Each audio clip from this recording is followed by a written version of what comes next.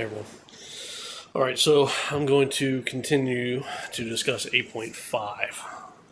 All right, so this is again another long one. There's a lot of elements within this clause, so some of it has been repeats from other locations in ISO. Some are new, like this one I'm going to talk about. So 8.5.4 is about preservation. So if you are responsible for managing your customers' property, equipment, materials, whatever it may be, you have to ensure that you have something in place to safeguard it, to protect it, store it, so you're not going to damage it. Whether you need to document it or not depends on the business, the size of the business, the scope. As I've said in other videos, if you don't document it, it didn't happen. From an audit standpoint, especially if you want to follow ISO 9001 2015, you have to have something to show the auditor that you're achieving it.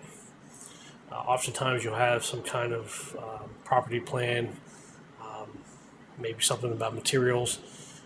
Depending on the size of your company, you may have a supply or transportation department, so you'll have different elements there that are going to do some aspects of this. So they may have something in writing in their documents to show that they are safeguarding, protecting, packaging the equipment the right way. Because of course, the larger the business, the more people that work for that company, you have to have something to guide them. So a process, a work instruction, a standard operating procedure, whatever it may be, you have to have it in order for them to be successful for you as a business, and in turn your customer and or client, right?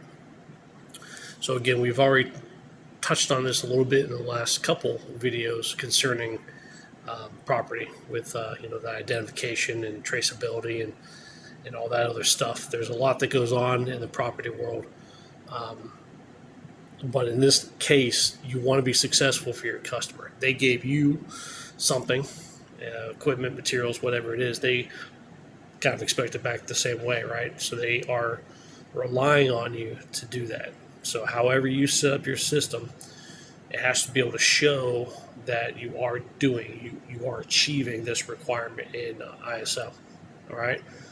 So however you do it, it needs to be known, especially from an audit standpoint, all right?